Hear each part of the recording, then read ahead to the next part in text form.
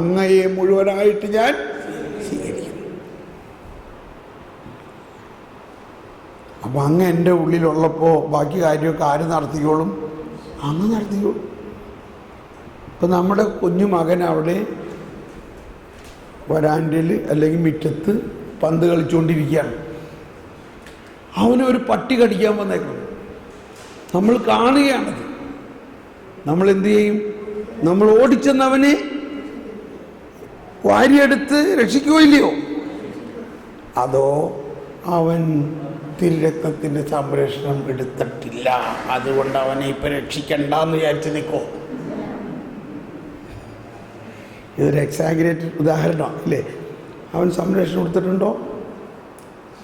അതാണ് നമ്മൾ ചട്ടവും നിയമവും അല്ല ദൈവം നോക്കണത്. ദൈവം കരുണയാണ്. നമ്മളെല്ലാവരും ദൈവത്തിൻ്റെ മക്കളാണ്. മക്കൾക്ക് എന്തറിവില്ലായ്മ ചെയ്താലും ദൈവം അത് ഗവനിക്കാതെ ദൈവത്തിൻ്റെ വാത്സല്യത്തിൽ അവനെ ഏറ്റെടുക്കും. നമ്മുടെ മോനെക്കുറിച്ച് ഒരു കംപ്ലൈൻറ്റ് വന്നു. ഒരാൾ പറഞ്ഞു അവൻ 10,000 രൂപ കട്ടെടുത്തു. എനിക്ക് തെളിവുണ്ട്. ഇപ്പം നമ്മൾ എന്തു ചെയ്യും? ഇപ്പോൾ നമ്മൾ പറയുമോ അത് അവനോട് പോയി ചോദിക്കുക, ഞാൻ ഉത്തരവാദിയല്ല എന്ന് പറയുമോ?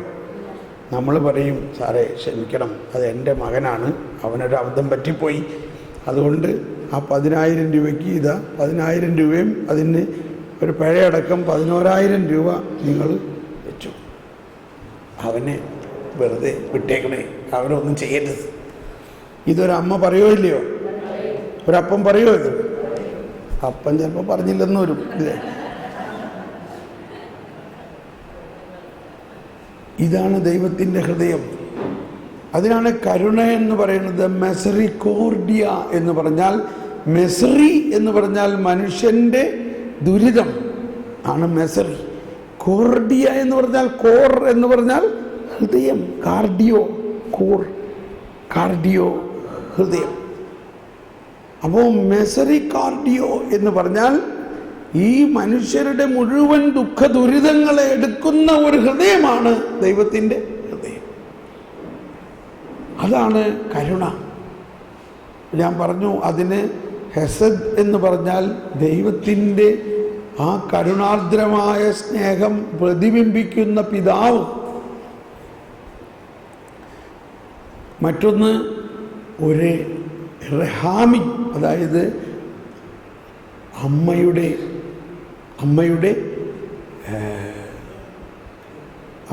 ഗർഭപാത്രം. ദൈവത്തിൻ്റെ ഹൃദയം അമ്മയുടെ ഗർഭപാത്രം പോലെയാണെന്ന്. എങ്ങനെയാണ് അമ്മയുടെ ഗർഭപാത്രത്തിൽ? ഏതുപോലെ അമ്മയുടെ ഗർഭപാത്രത്തിൽ കുഞ്ഞിനെ ദൈവം പരിപാലിക്കുന്നുവോ? അമ്മ വല്ലതും ചെയ്യണ്ടോ? അമ്മയ്ക്ക് സന്തോഷമൊക്കെയാണ്, പക്ഷെ അമ്മയ്ക്ക് ആ കുഞ്ഞിന് എന്തെങ്കിലും കുഞ്ഞിൻ്റെ കുറവ് പരിഹരിക്കാൻ പറ്റുന്നുണ്ടോ? അപ്പന് പറ്റുന്നുണ്ടോ? പക്ഷെ ആരാ അവിടെ ചെയ്യുന്നത്? ഗർഭപാത്രത്തിൽ. ഗർഭപാത്രം ദൈവത്തിൻ്റെയാണ്.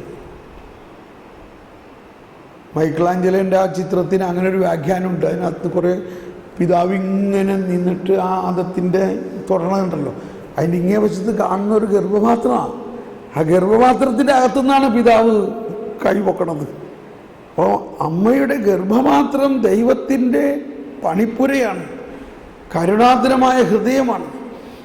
ഈ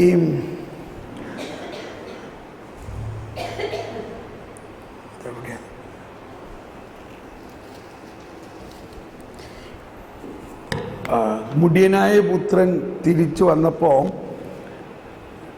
പിതാവ് അവനെ ആലിംഗനം ചെയ്തതിൻ്റെ ഒരു ചിത്രമുണ്ട്. അതൊരു കലാകാരൻ വരച്ചിരിക്കുന്നത് ഒരു വളരെ സ്നേഹസമ്പന്നനായ ഒരു പിതാവ്. ആ പിതാവിനെ ഇങ്ങനെയാണ് ചിത്രീകരിച്ചിരിക്കുന്നത്. ആ പിതാവിൻ്റെ മടിയിൽ ഇവൻ വന്നിങ്ങനെ ഇവനങ്ങ് വന്ന് വീഴുകയാണ്. ആ ചിത്രത്തിന് വേറൊരു അർത്ഥമുണ്ട്. ഞാൻ ആ ചിത്രം കാണിച്ചു തരാം, അപ്പോൾ നിങ്ങൾക്ക് മനസ്സിലാവും. അപ്പോൾ ആ ചിത്രത്തിൽ പിതാവിൻ്റെ വാത്സല്യം ജനറലായിട്ട് നമുക്ക് മനസ്സിലാവും. പക്ഷേ അതിനേക്കാൾ ഉപരിയായിട്ടൊരർത്ഥമുണ്ട്. എവിടെയത്?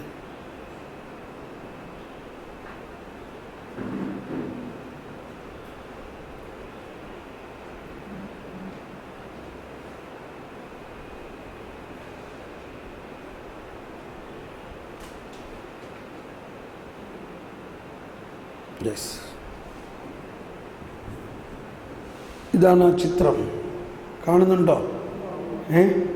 ഈ ചിത്രം നിങ്ങളിപ്പോൾ കണ്ടതായിട്ട് ഓർക്കുന്നില്ലേ? ഓർക്കാനില്ല?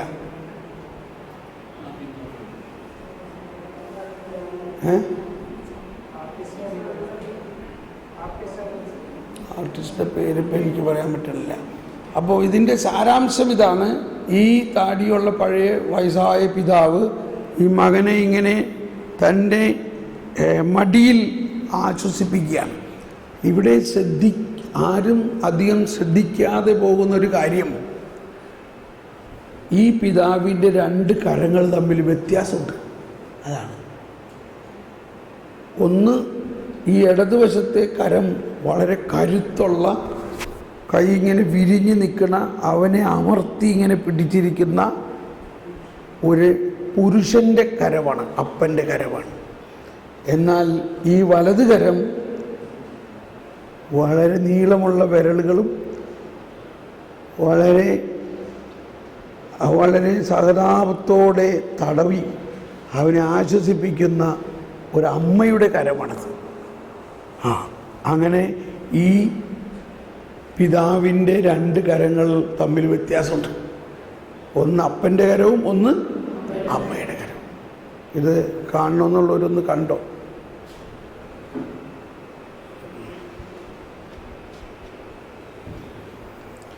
അപ്പോൾ ദൈവത്തിൻ്റെ കരുണ എന്ന് പറഞ്ഞാൽ അതിൻ്റെ ഏറ്റവും വലിയ ഇത് അമ്മയേക്കാൾ വലിയ കരുണയാണ്. അപ്പം ഇതെല്ലാം പറയാൻ കാരണം എന്താണെന്ന് വെച്ച് കഴിഞ്ഞാൽ അതാണ് ദൈവത്തിൻ്റെ മഹത്വം. അപ്പം ആ ദൈവത്തിൻ്റെ കരുണയെയും അത്രയ്ക്ക് വിശാലമായ ആ ഹൃദയത്തെയും മനസ്സിലാക്കാതെ ഈ ഒരു സ്വർണ്ണ നാണയം കുഴിച്ചിട്ട ആൾ അത് മനസ്സിലാക്കാതെ ഇയാൾ ഒരു കർക്കശക്കാരനാണ്, അതുകൊണ്ട് അയാളെ ഭയപ്പെട്ടിരുന്നത് കൊണ്ട് അയാളിൽ ഒരു വരദാനവും പ്രവർത്തിച്ചില്ല.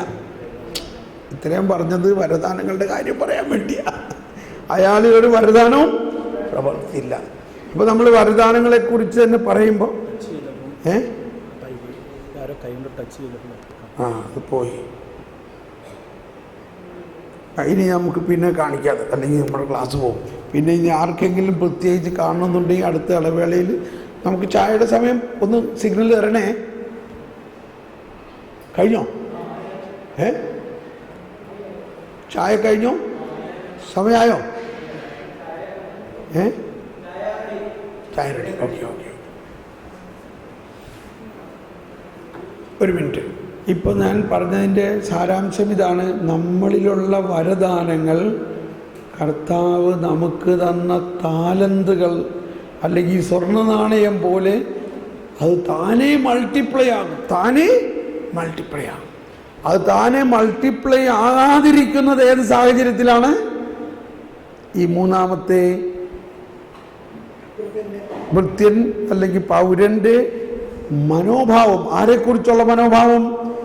ദൈവപിതാവിനെ കുറിച്ച് അല്ലെങ്കിൽ യജമാനെ കുറിച്ചുള്ള മനോഭാവം കർക്കശക്കാരൻ, ഭയം. ഈ മനോഭാവം നമ്മൾ മാറണം. അതാണ് ഇത്രയും ഞാൻ ഈ കരുണയെക്കുറിച്ച്. അപ്പോൾ ഈ കാലഘട്ടം കരുണയുടെ കുറിച്ച് നമ്മൾ ഒരുപാട് പഠിക്കുന്നുണ്ടെങ്കിലും പഠിച്ചതുകൊണ്ട് മാത്രം കരുണ ഉണ്ടാകാൻ പറ്റില്ല. കരുണ ഹൃദയത്തിൽ നിന്ന്, ദൈവത്തിൽ നിന്ന് വരുന്നൊരു കാര്യമാണ്. അപ്പോൾ നമ്മൾ കരുണ യേശുക്രിസ്തുവിലൂടെയാണ് വന്നിട്ടുള്ളത്. അപ്പോൾ ഈ കരുണയും പരിശുദ്ധാത്മാവിൻ്റെ പ്രവർത്തനവും തമ്മിൽ വലിയ ബന്ധമുണ്ട്. പരിശുദ്ധാത്മാവിൻ്റെ പ്രവർത്തനമായ വരദാനങ്ങൾ കൂടുതൽ ശക്തമാകണമെങ്കിൽ ഈ പിതാവ് കരുണ മാത്രമാണെന്ന് വിശ്വസിക്കണം. കർക്കശക്കാരനാണെന്ന് വിശ്വസിക്കുകയാണെങ്കിൽ നമ്മളിലുള്ള ആ വരദാനങ്ങളാകുന്ന നാണയം ജ്വാലയിൽ പൊതിഞ്ഞ് അങ്ങനെ ഇരിക്കുള്ളൂ. മനസ്സിലാവുന്നുണ്ടോ? വിഷമിക്കൊന്നും വേണ്ട, നമ്മൾ മാറ്റും. കർത്താവ് തന്നെ നമ്മളെ മാറ്റും. കർക്കശക്കാരനായിരുന്ന സാവൂള് പിന്നെ ആരായിട്ട് മാറി? സ്നേഹത്തിൻ്റെ വലിയ പ്രവാചകനായിട്ട് മാറി. അപ്പോൾ നമുക്കിപ്പോൾ നിർത്തിയിട്ട് പെട്ടെന്ന് പോയി ചായ കുടിച്ചിട്ട് വരാം. ഞാനിവിടെ തന്നെ ഇരിക്കാം. ആർക്കെങ്കിലും എന്നെ വന്ന് വല്ല സംശയം ചോദിക്കുന്നുണ്ട് ഇപ്പോൾ ഒന്ന് ചോദിക്കാവുന്നതാണ്. നമുക്കൊന്ന് കർത്താവിന് നന്ദി പറയാം. ഈശോയെ സ്തോത്രം, ഈശോയെ നന്ദി. Hallelujah, hallelujah, hallelujah, hallelujah. Praise the Lord. Okay, ശരി, എല്ലാവരും പോയി പെട്ടെന്ന് വരിക.